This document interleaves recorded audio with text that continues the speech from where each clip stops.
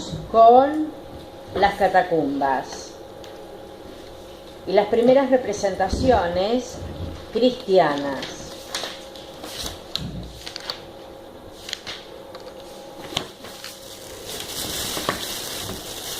En una Roma fastuosa, muy populosa, más de 1 millón de personas, lo cual era muchísimo para una urbe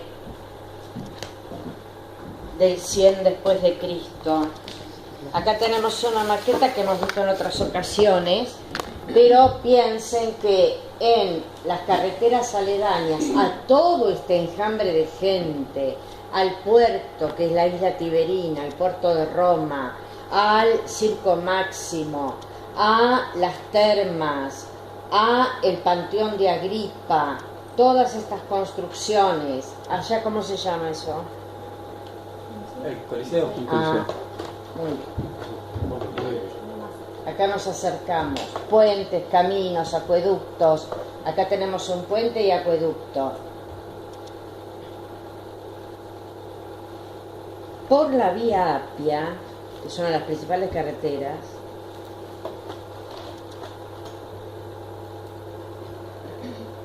acá tenemos uno de los logros romanos, ¿se acuerdan? El hecho de trabajar las carreteras, por eso se siguen utilizando hasta el día de hoy, con adoquines que en el espacio de juntura tienen pedregullo, entonces no se rajan, aunque pase un micro actual con 200 personas, o pasaban en ese momento una cuadriga de caballos con los soldados correspondientes.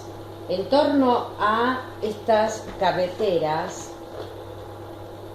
van surgiendo en forma subterránea, calladamente, los enterramientos. Si bien hay algunos, o unos cuantos, ¿no?, que se inhuman in humus en la tierra, tanto en Grecia como en Roma, la costumbre generalizada era incinerarse y guardar las cenizas en una urna. Aunque el mausoleo fuera fastuoso, estaba en la urna el muerto. El cristiano se va a tomar muy a pecho la frase, el concepto de resucitarás en cuerpo y alma. Entonces, de entrada, no aceptó en forma alguna, ¿y hasta cuándo? Hasta 1960 y pico. Es el pleno siglo XX. No aceptaba la cremación. En el Concilio Vaticano II, Juan XXIII dijo que estaba permitida la cremación. Pero miren cuánto tiempo duró, 1960 años. Entonces, empezaban en forma clandestina a enterrarse. Nosotros por acá tenemos la carretera, Esto se construyó después cuando el cristianismo fue aprobado. Pero esto tiene más de 1800 años. Vamos por ahí.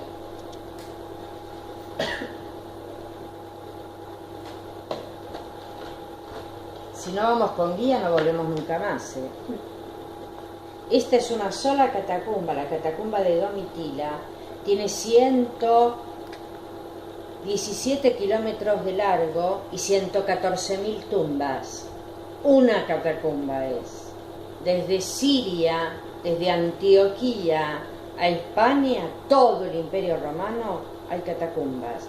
En la misma Roma hay otras catacumbas aparte de esta. Esta tiene, ya les dije, 117 kilómetros y 114.000 tumbas. Se lleva al difunto, se pone una lápida, se hace una breve ceremonia y luego se van. En las catacumbas no viven.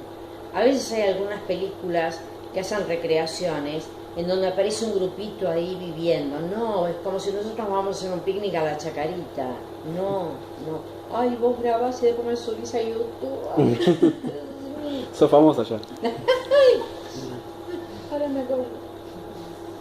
Entonces, acá hacen una breve ceremonia y después se van. Cristo, Jesús, nace bajo el emperador Augusto y muere bajo el emperador Tiberio. El que gobernaba Jerusalén en ese momento, delegado de Tiberio, era Poncio Pilatos. Piensen ustedes que es una época en la que no hay ningún tipo de medio de comunicación instantáneo, ni mucho menos, ni que tome una imagen, capte una imagen en el momento. Por lo tanto, se iban pasando de boca en boca, de oreja en oreja, o de boca en oreja, de boca en oreja. Un hombre de unos 30 años dice tales y cuales cosas. Algunos se van convirtiendo en esa nueva idea de que tiene que predominar el amor sobre la guerra, de que hay que amar al prójimo. Con el tiempo los romanos se van a poner en contra de esto y empiezan las persecuciones porque no les convenía este mensaje, puesto que sacaba combatividad a el Imperio Romano, que había basado justamente en la ley, pero también y mucho en la fuerza, su expansión. Entonces, amar prójimo como a vos mismo, poné la otra mejilla, no querían saber nada. Y la otra cosa que los hizo enfrentarse a los cristianos, porque al principio los consideraban una secta más que no tenía ninguna importancia, otra cosa más, por el hecho de que se negaba a adorar al emperador, la escultura del emperador, ¿no? Acepto la autoridad, pero yo no adoro, porque no es un dios, ¿no? Ya le había pasado al judío eso. En este caso tenemos entonces estos enormes pasillos que se llaman ambulacra, del latín, ambulacra, ambulatorios. Van, vienen. Solamente algunos sectores están iluminados. Muchas de las lápidas hoy forman parte de los museos vaticanos y de otros museos. Algunas se han dejado en el lugar. Miren, son pasillos, espacios muy estrechos. En cada uno de esos orificios iba un cuerpo, se ponía un cuerpo y la lápida correspondiente. Y acá tenemos, mientras que en el arriba está dándose la tridimensionalidad figurada sobre un plano, ilusión óptica de alto, ancho y profundidad, con total soltura, y se está dando una representación con un conocimiento anatómico de una verosimilitud pasmosa. Pensemos, por ejemplo, en la escultura del viejo patricio, con sus arrugas, con sus cortes, etc.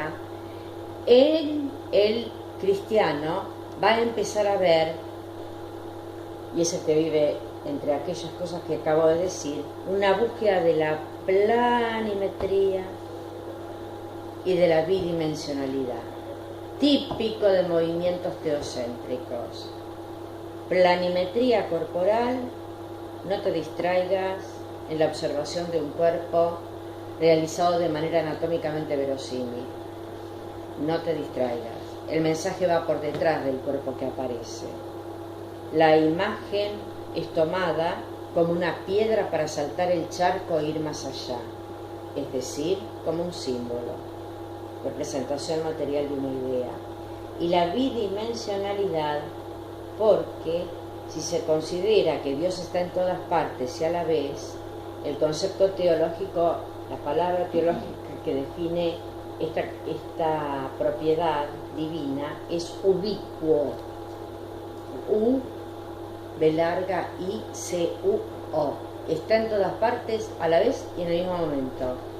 Entonces, ¿para qué voy a representar yo este espacio mío que es tan transitorio?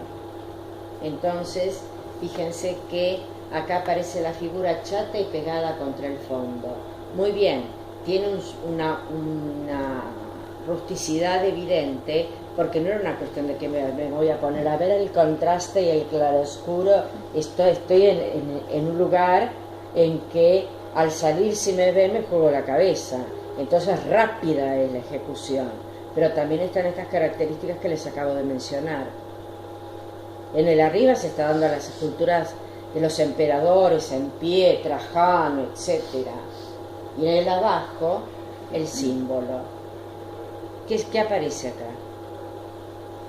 El pez. El pez Y el pan. y el pan.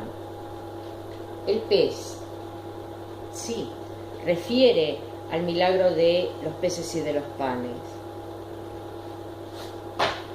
Pero además es como una especie de contraseña. Pez en griego se dice ictus. El romano hablaba latín, pero había también alguno que otro que podía hablar también griego.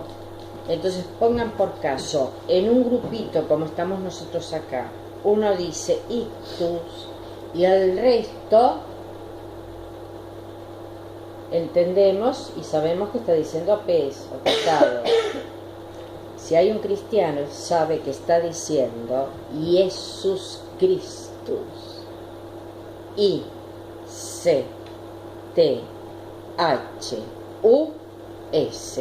Jesús Christus. Ictus. A oídos del que no es cristiano, está diciendo pescado. Pez. A oídos del que es cristiano me está diciendo también. ¿Entienden? Aquí tenemos entonces el pez y los panes. Siempre en las catacumbas, ¿eh? Aquí tenemos otro tramo de la catacumba de Domitila en Roma. Y aparecen en ciertos lugares algunas que otras imágenes. Acá, poniendo a una matrona romana, peinada a lo romano, con una túnica romana, y un niñito en brazos, refieren a la Virgen María. Piensen que todo se va transmitiendo oralmente.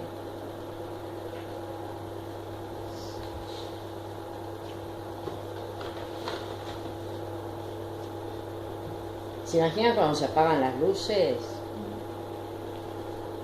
Además acá entraban con luz de vela que duraba poco, o antorcha, duraba poco tiempo la ceremonia porque no hay una gran cantidad de negro de humo adherido a las paredes. Y acá sí, esta es una de las primeras representaciones de Cristo.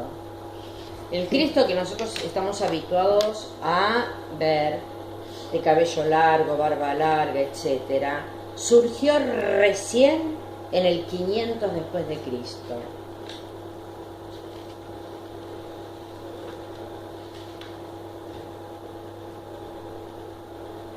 Como les decía antes, al transmitirlo, hay un joven romano de unos 30 años.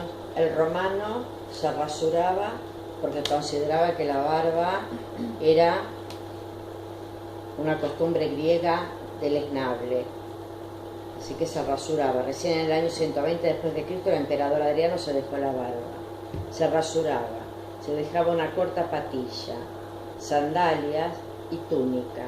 Entonces un hombre de unos 30 años, y lo representa como un romano. Entonces acá tenemos a Cristo con un cabrito sobre los hombros y unos a cada lado, en perspectiva, en simetría espejo. Está vestido con una túnica, sandalias romanas entrecruzadas, tiene un morral al costado, cabello corto. El círculo significa universalidad, porque iba para todos el mensaje. Y por otro lado, los árboles están hablando de la naturaleza y del alimento.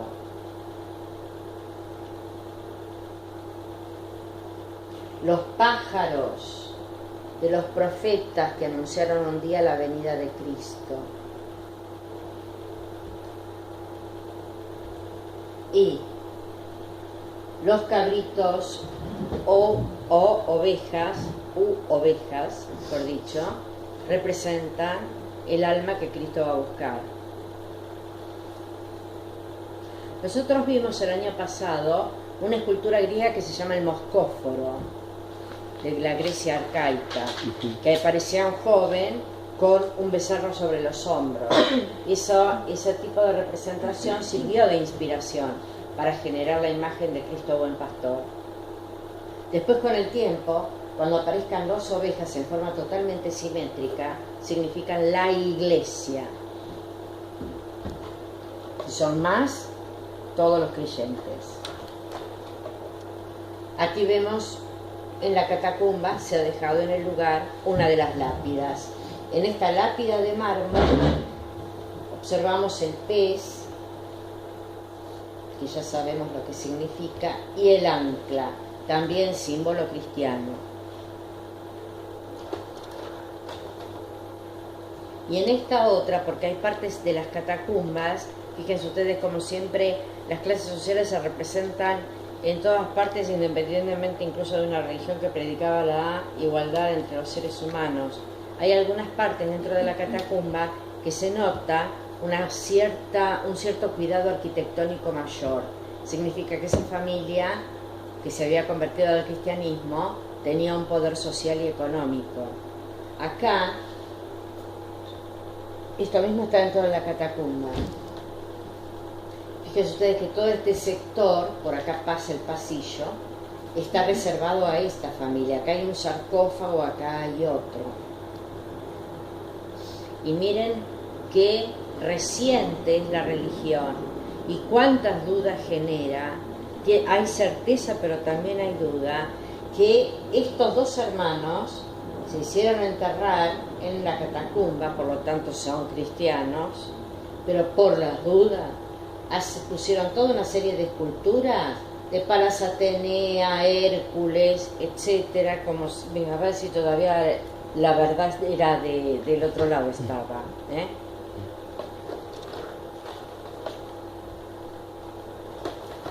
Acá tenemos otra lápida, como ven, con una gran sencillez, una economía de medios, un lenguaje efectivo y muy sencillo. Aparece la mujer, tiene puesto un collar, tiene pulseras, el cabello recogido y aros. Se pertenece a una clase social acomodada.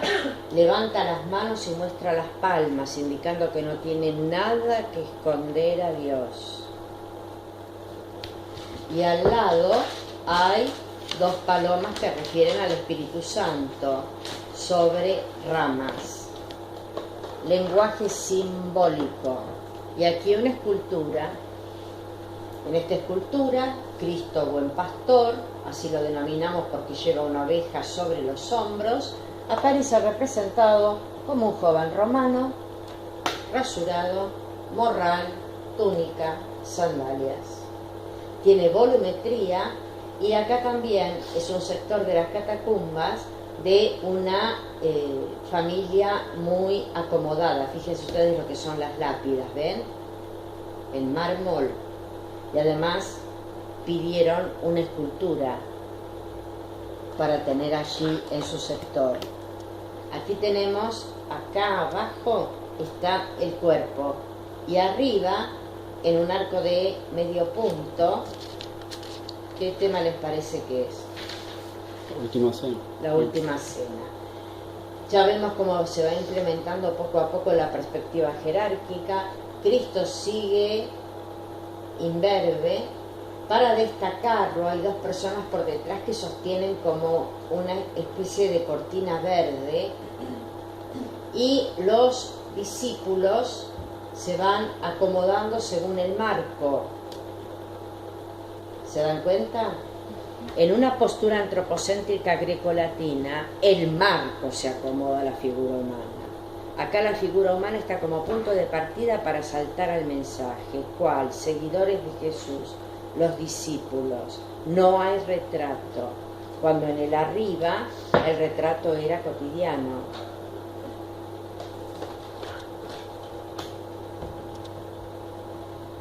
Esto es impresionante. Se ha hecho un altar después, ¿no? Muchísimo después. Los papas han hecho. En este caso tenemos a Santa Cecilia. La joven Cecilia se convierte al cristianismo y muere como mártir. Y es enterrada en la catacumba. Cuando se tiró abajo esta pared, se encontró el cuerpo exactamente en esta posición. En el siglo XVII, en el barroco, Gian Lorenzo Bernini hizo la escultura y se la deja ahí para que toda la gente vea cómo se encontró a Santa Cecilia, que está en la iglesia que se llama Santa Cecilia. Miren, exactamente así estaba, incorrupta.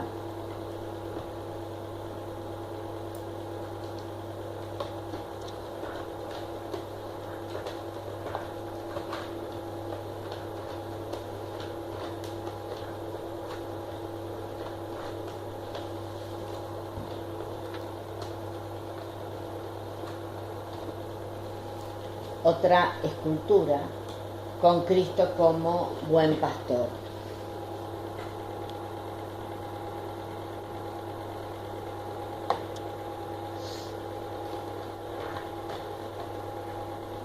Aquí tenemos dentro de la catacumba el sector de los Flavios. La familia de los Flavios era muy poderosa y muy prestigiosa. Es decir, que no solamente, aunque la mayoría estaba en esa clase social, no solamente se habían convertido los muy pobres, después con el tiempo se fueron convirtiendo de todas las clases sociales y lo ocultaban. Por ejemplo, los Flavios han sido senadores, pero en el Senado no decían soy cristiano. Ahora, en el momento de buscar un sector dentro de una catacumba para ponerse, al morir, fíjense cómo han hecho poner una capa de estuco, mezcla de cal, apagada y resina, una goma como aglutinante, se pone sobre las paredes y se puede pintar. Y aquí tenemos una especie de lo que llamaríamos... ¿cómo es que no me sale? Cuando en un cementerio entierran a varios de la familia. Nichos. No.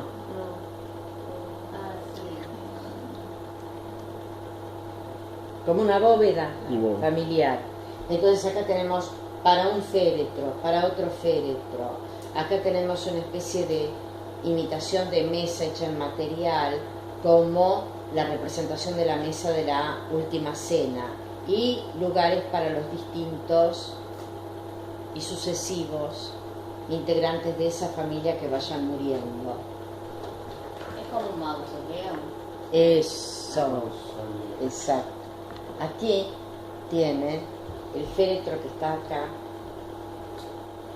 le han sacado la tapa y por supuesto a la persona, y arriba en un arco aparece la figura pintada de Cristo sin barba, mostrando las manos, no para indicar que no tiene nada que esconder, sino para indicar los estigmas, para mostrar los estigmas.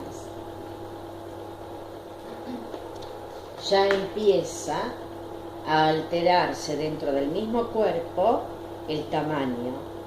No solamente va a haber perspectiva jerárquica entre las distintas figuras, Cristo va a ser el más alto, por ejemplo, con respecto a los discípulos, sino que va a haber perspectiva jerárquica dentro del mismo cuerpo. Por ejemplo, los ojos se van agrandando cada vez más, cada vez más, cada vez más, igual que la cabeza. Aquí tienen también el lugar donde estaba el difunto, la lápida corrida, y en este arco, cuando están este tipo de arcos con un sarcófago ahí dentro, se denomina tumba en arcosolium, arcosolium, todo junto, arcosolium. Y aquí aparecen claramente los discípulos en forma escalonada y adaptándose al marco.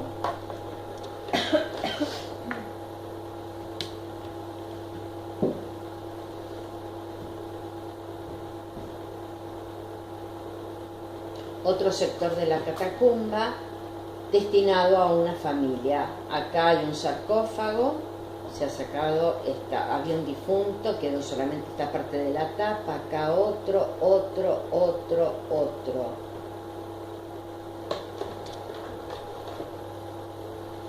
Esta es muy conmovedora, todas las catacumbas son muy conmovedoras, que uno se mete ahí en esos pasillos y realmente siente que tiene por arriba millones de personas, subtes, trenes, etc. Y acá el silencio, la oscuridad, la humedad. Y si uno se remonta a la época, tenga o no fe, piensa que esta gente estaba en peligro, lo hacía. Después de sacar la tierra, emparejaba en el afuera para que no quedaran montículos, porque si no van a decir qué es esto. Y ahí iban a ser descubiertos. Y digo que esto es especialmente conmovedor porque estaban haciendo una inhumación. Ven aquí el ánfora.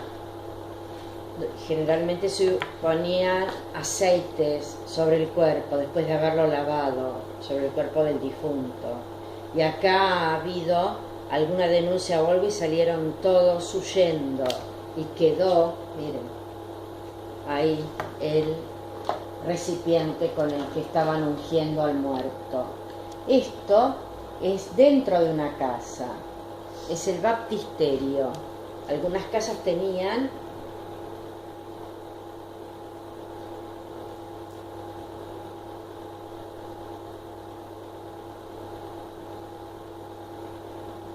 un baptisterio con arco de medio punto, gruesas columnas, y acá, fíjense, tenemos el lugar para bautizar, que era de inmersión completa. Después, con el tiempo, bien pasado el tiempo, dejó de ser de inmersión completa.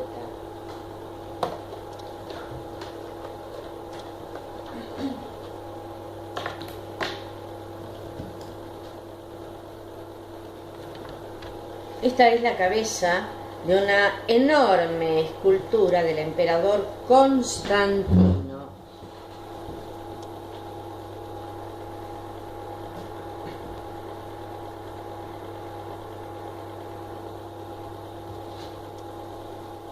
Constantino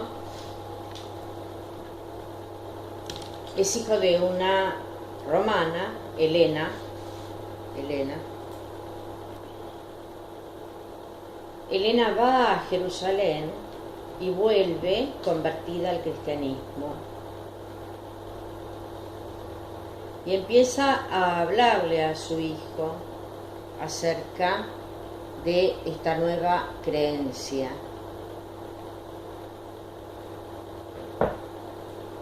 No se sabe si Constantino se convirtió finalmente o no. Lo que sí se sabe es que al final de su vida se bautizó.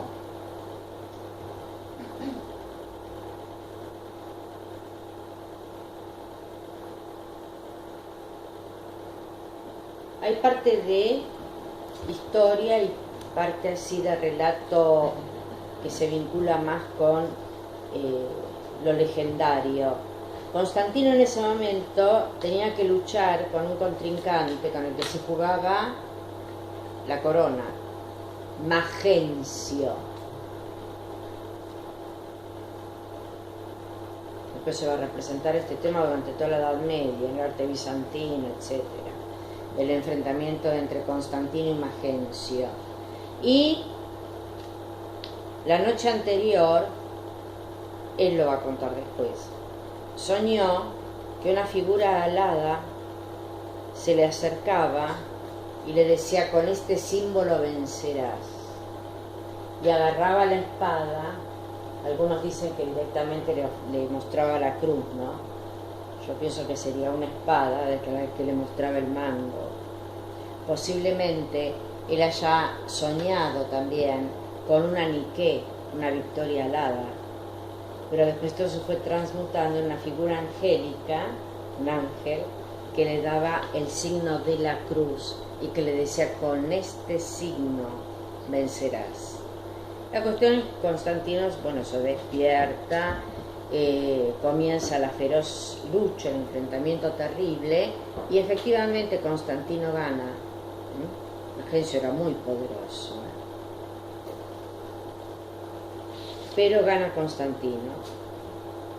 Y a partir de ahí, en el 313 después de Cristo, con el edicto de Milán, va a decir: no obligo al imperio a que se convierta al cristianismo, pero sí digo que no se los persiga más. Entonces, a partir del 313 después de Cristo y el edicto de Milán, los cristianos pueden empezar a construir en superficie. Aquí lo tienen. Se supone también, hay teorías que dicen que el Imperio Romano, ya por el 300 y pico, piensan que va a caer en el 476 después de Cristo bajo las invasiones bárbaro-germanas. Por allá por el 300, ya de alguna forma la disciplina, la entrega al Estado en cuanto a lo que requiriera de servicio y demás, se había ido aflojando junto con las costumbres, cada vez más, cada vez más. Y Constantino, con mucha habilidad, vio en ese grupo de esa religión joven una fuerza y un ímpetu que el romano, rodeado de todo, el romano pagano quiero decir, porque también hay cristianos romanos, ¿no? La mayoría eran judíos, luego se fueron incorporando romanos. Veía en ese grupo una convicción, una fuerza, un convencimiento, valga la redundancia, que los tornaba muy fuertes. Entonces, de alguna manera, a través del edicto de Milán, buscó apoyo en ese grupo joven, digo de una religión joven, ¿no?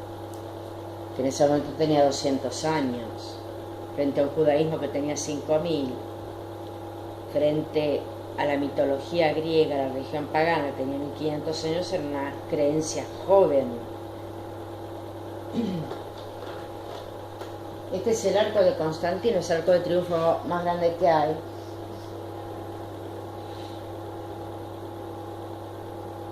Salvo excepción del de Napoleón en Francia. El arco de triunfo en Francia es muchísimo más grande.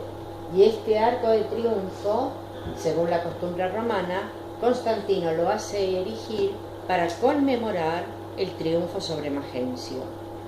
Es un arco monumental, uno de los más grandes de Roma, que tiene 3 aberturas en arco de medio punto que el romano maneja extraordinariamente, como ya lo sabemos. Tenemos columnas que avanzan. Si estuvieran pegadas diríamos que son pilastras, o si tuvieran fuste cuadrado diríamos que son pilastras, y medallones o tondos, marco redondo, con escenas que no pertenecen necesariamente a este episodio histórico de la batalla de Magencio. Él rearmó, él se armó un arco del triunfo monumental con restos que quedaban de algunas obras helénicas, griegas, que había logrado conseguir el emperador Adriano en el 120 a.C. Acuérdense que este arco tiene algunas partes tomadas de otros. Y aquí tienen típico capitel corintio, fuste acanalado, las figuras, escultura de bulto completo, con una anatomía absolutamente verosímil. El cristiano va a empezar a trabajar para anular todo eso. Este es el magnífico sarcófago que Constantino hizo en honor de su madre Helena, que después con el tiempo es Santa Helena. Es un sarcófago de pórfido, que es un tipo de piedra marmórea, está sobre leones apoyados, lo cual habla de la majestad, Y en el sarcófago, fíjense ustedes cómo está representada la lucha con Magencio. Los caballos, los jinetes, los vencidos, y aquí aparece Helena, la madre de Constantino. Acá tenemos lo que hasta ese momento era un cupidito, ahora es un angelito que está sosteniendo las hojas de laurel, hojas del triunfo.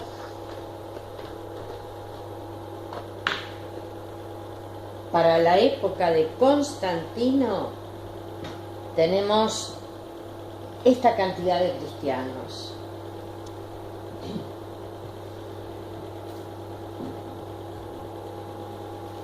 Observen el mapa, piensen que después todo esto es cristiano. El Imperio Romano tenía parte del norte de África, España, Francia, la mitad de Inglaterra. Hasta acá había llegado Adriano y había construido murallas, de acá para abajo había llegado el romano. Italia, por supuesto, todo lo que era Grecia y las islas, hasta Antioquía. Fue la máxima extensión del imperio. La logró el emperador Adriano en el año 100.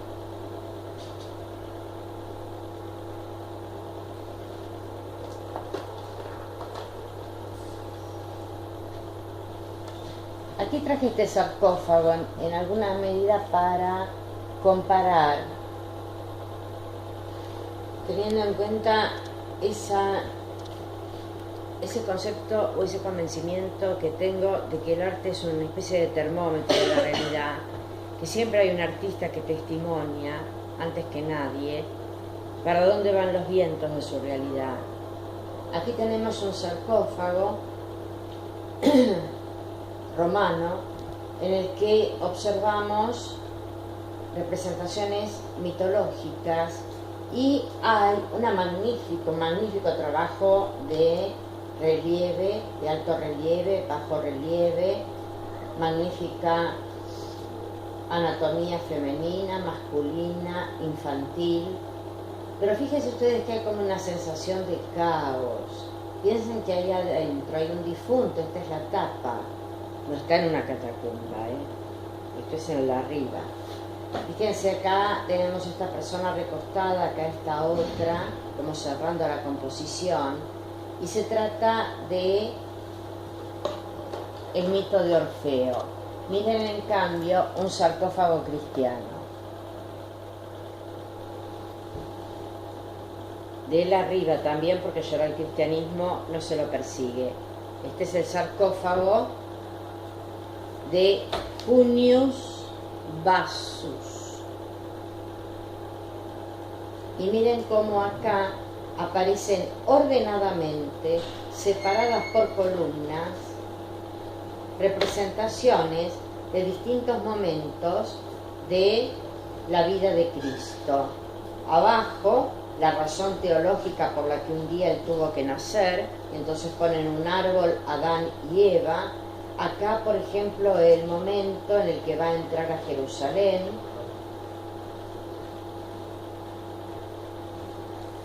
Hay como una representación, se busca una representación de cierta paz y aceptación. Vamos hacia un teocentrismo que tiene como instrumento la fe para aceptar lo que no comprende, además como creencia, y que tiene como norte la trascendencia, la vida del espíritu, la vida después de la muerte. Venimos de 1500 años de antropocentrismo, de racionalismo y de representación, manejo y disfrute del mundo.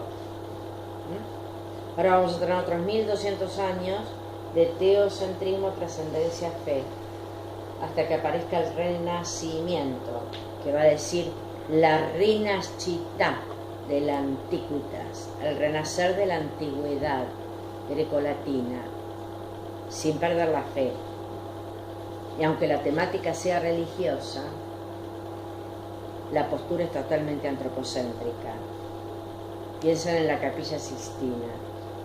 Dios representado con una espalda ancha, musculatura. Y eso es una postura antropocéntrica que está representando una temática religiosa. ¿Qué te pasa, amor? ¿Estás caída? ¿Estás aburrida? ¿Tenés sueño? Mi cielo. Pero igual estoy contando. No, pero escúchame una cosa. No, me pasó 1000 veces en mi vida. Tengo 2 carreras hechas. Tranquilísima, te apoyas así, te juro, te lo aseguro. En serio te lo digo de corazón, ¿eh?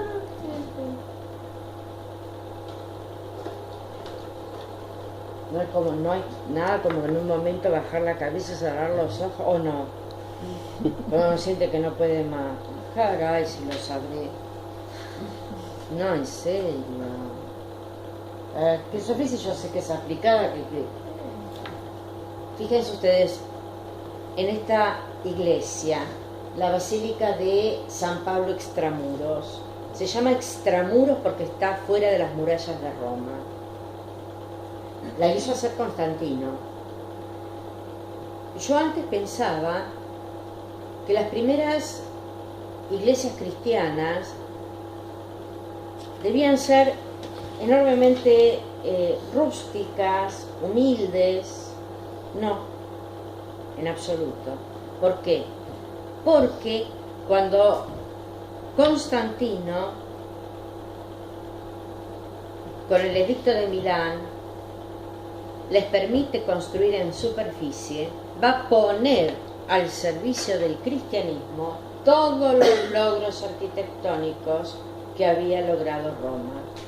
Entonces, las primeras basílicas paleocristianas, paleo antiguo cristiano, antiguo cristianismo, es decir, el primerísimo en superficie, a partir del 350 en adelante. El arte paleocristiano, las basílicas constantinianas, son fastuosas, monumentales. Tenemos la recurrencia a mármoles de distintos colores. Ah, claro que yo no tengo los anteojos, me la paso poniendo foco, pero soy yo la desenfocada.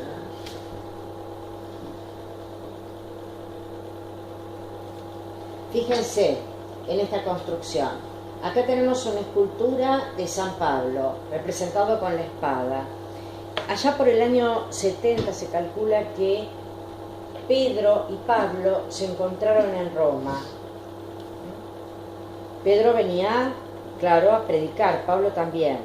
Pablo, como era ciudadano romano, fue ejecutado por medio de la espada.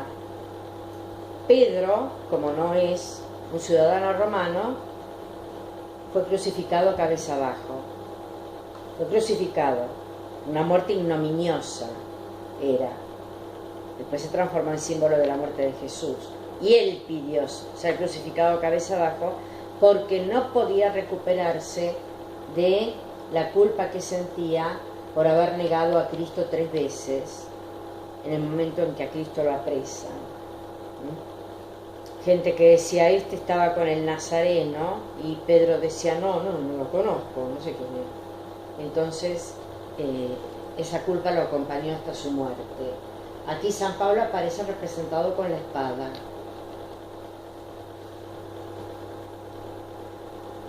Un largo pasillo con columnas de capitel corintio, arquitrabe y friso con metopas y triglifos, pero sin imágenes en las metopas.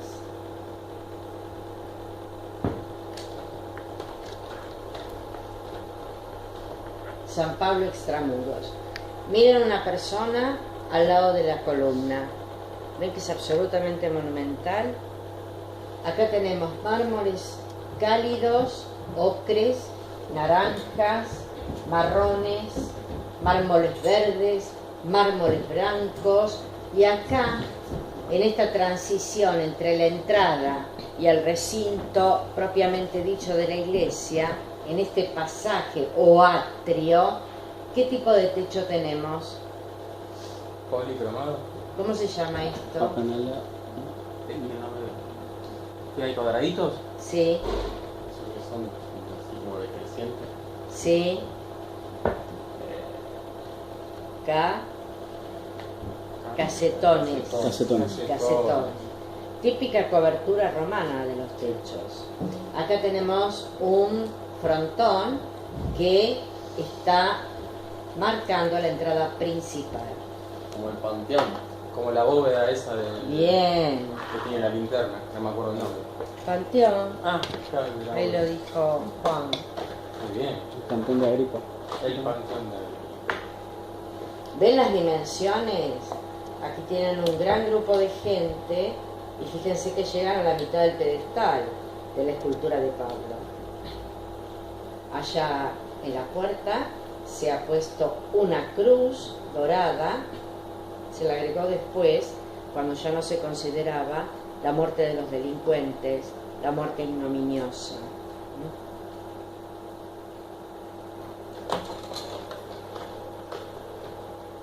Y este es el esquema que van a seguir casi todas las basílicas paleocristianas. Una nave central, el doble de alto y de ancho de las dos naves laterales.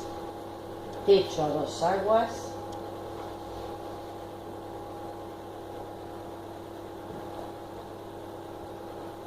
Las naves laterales separadas de la nave central por tramos de columnas. La direccionalidad es de oeste a este. En el este, donde sale el sol, está puesto el altar en un cuarto de esfera, en una bóveda en cuarto de esfera, que se llama ábside. En el ábside va el altar. Ábside, A, B larga, S, I, D, E. Ábside. Las luminarias, es decir, las ventanas, miren, con alabastro, están en la nave central, en el sector más alto llegando al techo. Acá no figuran en el esquema, pero están en la realidad. En las naves laterales aparecen en la mitad las ventanas.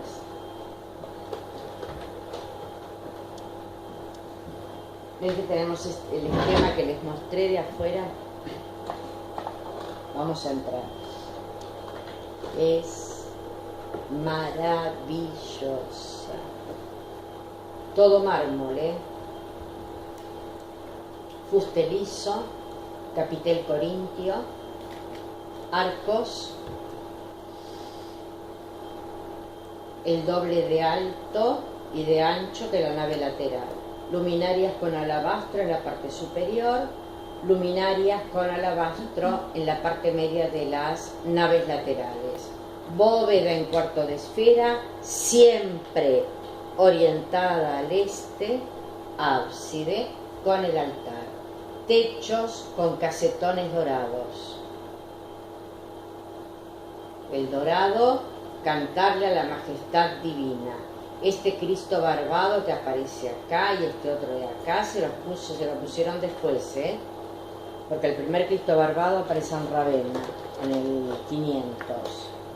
Esto no es del 500, es de después, es de antes.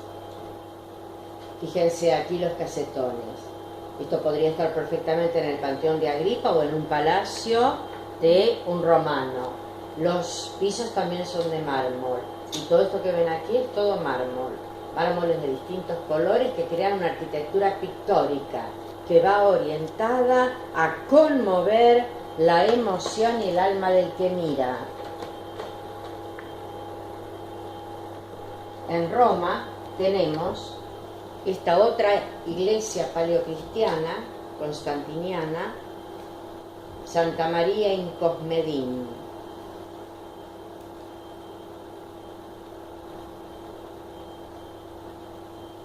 El impulso vertical en este caso está circunscrito al campanario. Nuevamente observamos los arcos de medio punto, menores a los costados, un arco mayor para pautar la entrada principal, remarcado además con un techo en forma de frontón y con tejas. Entramos El techo es azul con estrellas amarillas, la simbología de lo celestial y la majestad divina. Esta es mucho más austera, ¿ven?, que la de San Pablo Extramuros. Pero es por el deterioro. Toda esta parte estaba cubierta de, ven en el interior, en el intradós del marco, las imágenes. Y nada menos que San Juan de Letrán, en Roma, es una basílica constantiniana, basílica paleocristiana. ¿Por qué digo nada menos que San Juan de Letrán? Porque San Juan de Letrán es la iglesia que le corresponde exclusivamente al Papa, porque el Papa es el obispo de Roma, y la sede del obispado de Roma es San Juan de Letrán.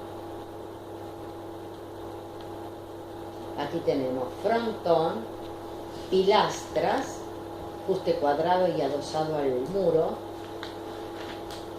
avanza la entrada con respecto a los dos paños de pared, arco de medio punto arriba, frontón que ya he dicho, y abajo aberturas rectangulares, el rectángulo, el triángulo y el círculo.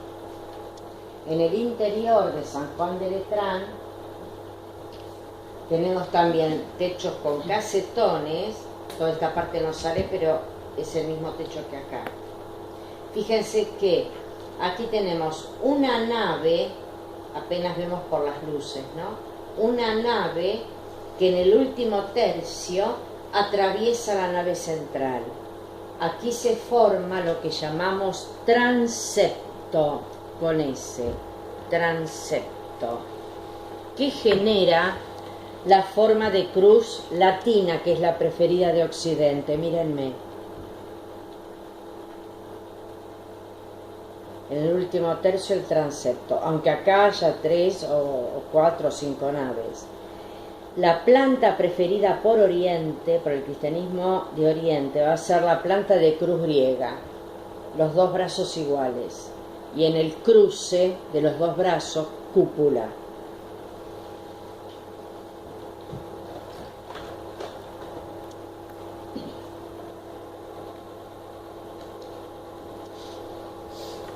Acá podemos ver el altar propiamente dicho, todo es el ábside, bóveda en cuarto de esfera, monumentales arcos de medio punto, casetones, luego lo arreglará porque después esto desaparece, después de la etapa del paleocristianismo.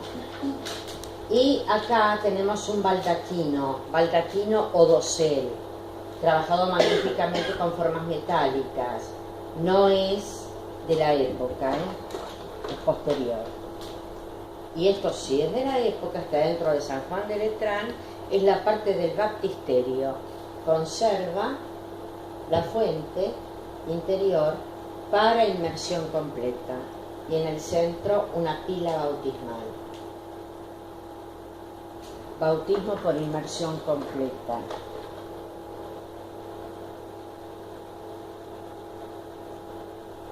Santa María Maggiore, también en Roma, pertenece al grupito de Basílica. Y este es el interior. Nuevamente, la recurrencia al casetón. 3 naves. La nave central el doble de alto y ancho que las naves laterales. El esquema que habíamos visto de basílica, el esquema basilical se llama, para San Pablo Extramuros.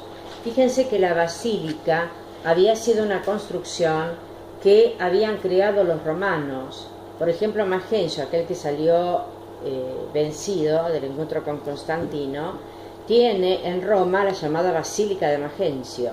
La basílica era como una especie de mercado de valores, donde se sentaba el que conducía y empezaban las ofertas, a tanto el trigo de Egipto, a tanto el cobre de España, etc. Y justamente se necesitaba un gran espacio interno para deambular y que fuera cubierto. Esto le venía bien al cristiano. El culto cristiano es el primero en tener la necesidad de reunión, ecclesiam, en latín es reunión en un espacio interno cerrado. En Grecia se hace procesión al lado del Partenón. En los templos egipcios entraba el faraón y los sacerdotes en la última etapa, en la última parte. El culto cristiano, ecclesia, llama. Bien, entonces, ¿qué pasaba? La basílica romana tenía arcos de medio punto gigantescos en este orden. Se sentaba acá el basileus, la pared acá corrida, y en estos arcos de medio punto iba deambulando la gente de un lado al otro para escuchar cómo iba el comercio por todas partes. ¿Qué hace el cristiano? Toma la basílica romana, se inspira en la basílica romana, le cierra, esta parte ya la tenía cerrada, le abre una puerta en el oeste, hace una abertura y dirige, para generar un espacio ascensional que te hable de fe y de salvación, de su vida, genera el ábside de bóveda en cuarto de esfera acá, en el este, donde va el altar.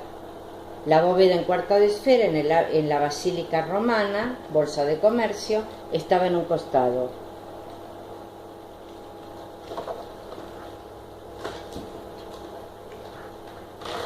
¿Qué hora es? 9:20. Pobrecitos, están fulminados hoy.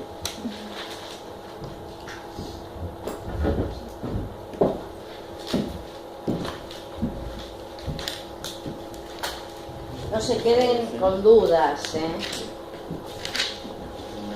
Bien.